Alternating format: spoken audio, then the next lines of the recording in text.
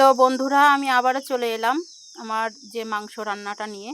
আগের ভিডিওটায় আমি মাংসটা বা অন্য রান্নাগুলো কমপ্লিট করতে পারি নাই। যদি কমপ্লিট করতে যেতাম তো অনেকটা লম্বা হয়ে যেত। তো এবার আমি আপনাদের সঙ্গে মাংসটার যেভাবে রান্না করব সেটা শেয়ার করছি। আমি প্রথমে মাংসের যে আলুটা, এই আলুটা ভেজে নেব। লবণ হলুদ দিয়ে আলুটা ভেজে নেব। আমার আলু ভাজা হয়ে গেছে। এবার আমি এই আলুগুলো একে একে সব তুলে নেব। এবার আমি একে একে পেঁয়াজ কুচি দিয়ে দেব।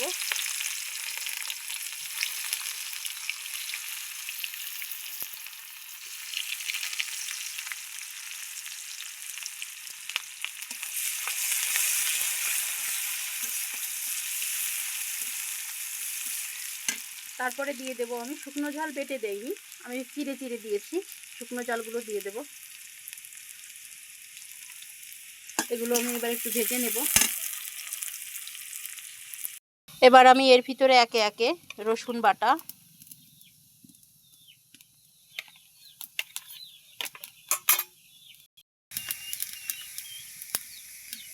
আদা বাটা,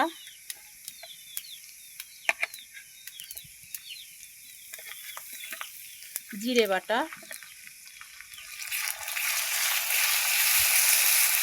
এগুলো দিয়ে আমি এবার ভালো করে কষে নেব। ভাজা ভাজা হয়ে গেল। এবার আমি এতে একে একে লবণ হলুদ এগুলো যোগ করব।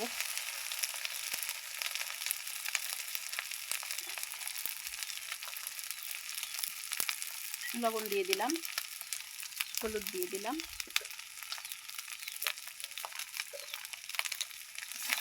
এটা আমি নাড়াচাড়া করে নেব। যেহেতু মশলাটা পুড়ে আসছে আমার, একটু যাতে পুড়ে না যায়, চুলোর জাল তো অনেক হাইতে, তার জন্য আমি এর ভিতরে একটুখানি জল দিয়ে নেব যাতে মশলাটা আমার পুড়ে না যায়। হয়ে গেছে। এবার আমি এর ভিতরে মাংস দিয়ে দেব।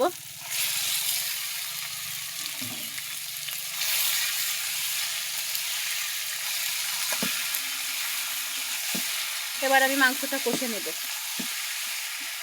মাংসটা অনেকটাই কষানো হয়ে গেছে। এবার আমি এর ভিতরে যে মাংসের আলুটা ভেজে রেখেছিলাম সেটা যোগ করব। এবার আমি এটা আর কিছুক্ষণ কষিয়ে নেব। আমার মাংস কষানো শেষ।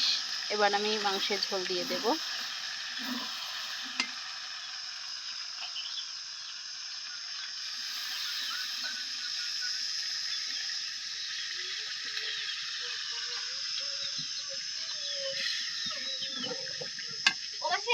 আমার মাংস রান্না হচ্ছে, আর ওপাশে আমি যে আম দিয়ে টক ডালটা রান্না করব সেটাও রান্না প্রায় কমপ্লিট, শুধু ওটা তেলের উপরে দেওয়া বাকি।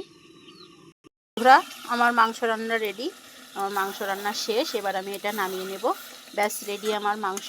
আর কিছুক্ষণের মধ্যে আপনাদের পুরো সার্ভ করে দেখাচ্ছি। আমি যে আম ডালটা রান্না করছিলাম, আমি সেই ডালটাকে ভালো করে করে নেড়ে নিলাম। আর ওর ভিতরে যে আমগুলো দেওয়া ছিল, আমগুলো একটু ওর সঙ্গে মিক্সড করে দিলাম। এবার আমি এই ডালটাকে একটু তেলে দিয়ে নেব। তারপরে আমার রান্নাটা কমপ্লিট হয়ে যাবে। নেব কড়াইতে অল্প অল্প তেল, অনেক তেলের প্রয়োজন নাই। ডালে যত তেল যত কম খাওয়া যায় ততই ভালো। এবার আমি এর ভিতরে সরিষা দিয়ে দেব, শুধুই সরিষা, আর কিছুই না।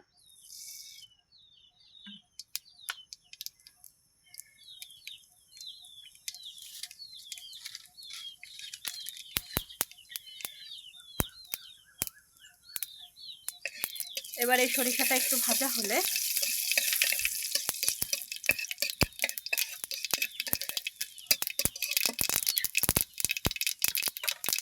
আমি ওর ভিতরে এবার আমি ওর ভিতরে এই ডালটা দিয়ে দেব।